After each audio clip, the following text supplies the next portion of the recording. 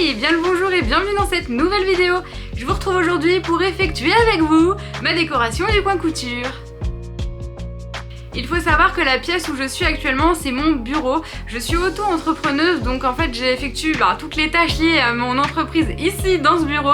Et à côté, j'ai une chaîne gaming, je suis sur Twitch et sur YouTube en tant que Miss Fasol. Et en fait, tout s'effectue dans cette pièce, ça fait beaucoup pour une pièce de, je crois, 7 mètres carrés. C'est vraiment une toute petite pièce et il fallait absolument que je crée un coin couture, une zone couture, parce que déjà c'est ma passion. Et en plus de ça, avec les vidéos que je fais sur cette chaîne, je me suis dit que ce serait quand même plus cool d'avoir un petit endroit à moi rien que pour ça. Et étant donné que ma maison est toute petite, je n'ai pas le choix, on a ce mur là pour faire quelque chose. Donc c'est parti, je vous emmène avec moi.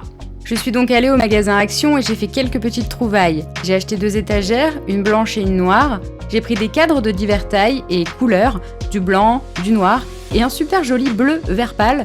D'ailleurs, dites-moi dans les commentaires quelle couleur vous percevez parce que je pense qu'il peut y avoir un débat. Et j'ai trouvé cette magnifique bougie en forme de pelote pour rappeler la super couleur du cadre et le thème de la déco. Je ne vais pas mettre des photos dans les cadres, nous allons les personnaliser avec des chutes de tissu et nous allons donc faire un petit peu de couture. Je commence donc par enlever le plastique des cadres ainsi que les différentes affiches et je prends soin de les mettre de côté, vous allez voir pourquoi après. Sinon, juste pour vous dire un truc sur les piou-piou là qui retiennent les fonds de cadre, c'est un enfer, ça fait super mal aux doigts, mais bon, bref.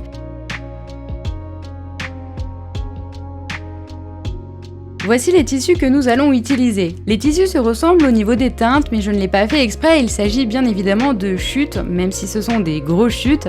Nous allons évidemment bien les repasser et les découper grâce au gabarit des affiches qui étaient donc dans les cadres. Je vous laisse un petit peu avec la musique en fond, le temps de faire ça.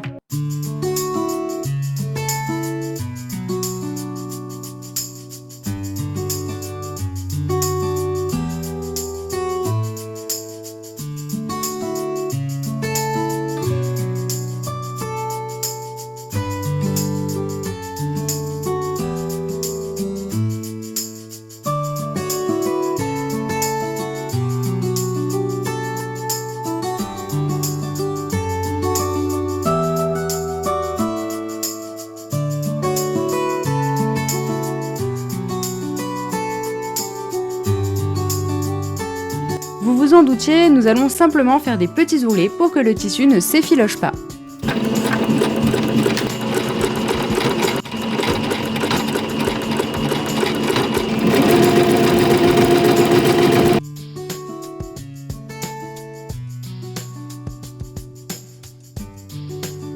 Et tadam! Voici le premier résultat. Vous vous en doutez, mais nous allons faire la même chose pour les autres en faisant bien attention aux motifs pour avoir le plus beau rendu possible.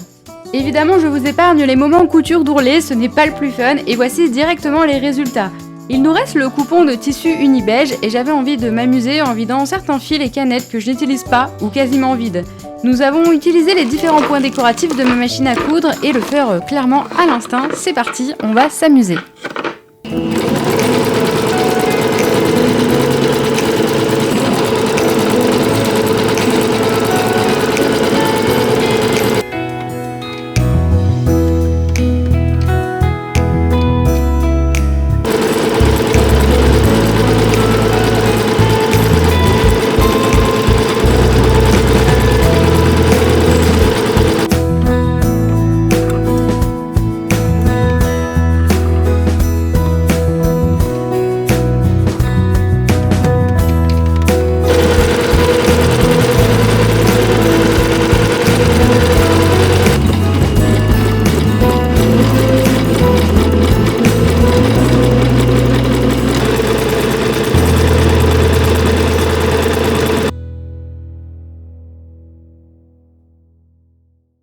Et bien le résultat est plus que satisfaisant, je suis trop contente de mon idée, ça rend encore mieux que ce que j'imaginais.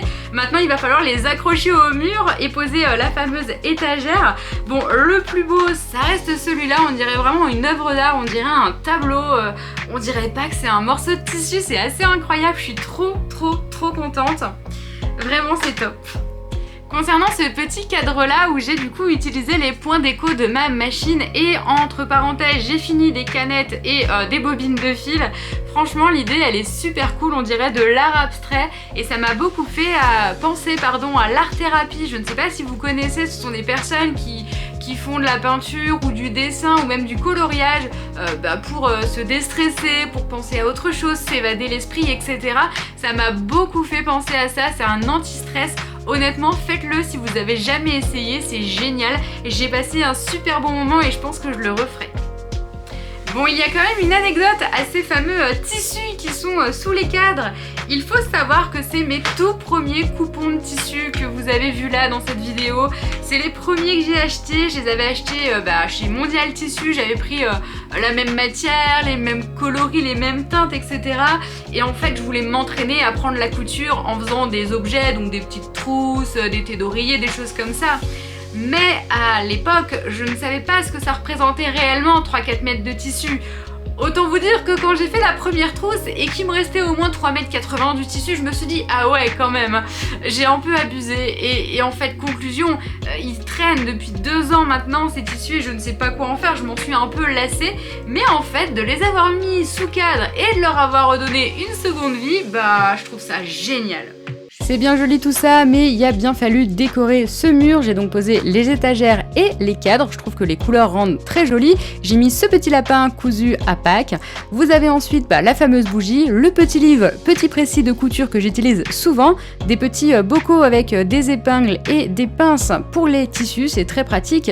Derrière la règle que j'utilise tout le temps en couture, un bocal de biais et vous avez les fameux patrons de chez Atelier Bernie. Alors c'est pas pour les exposer, c'est juste qu'il me reste à les coudre.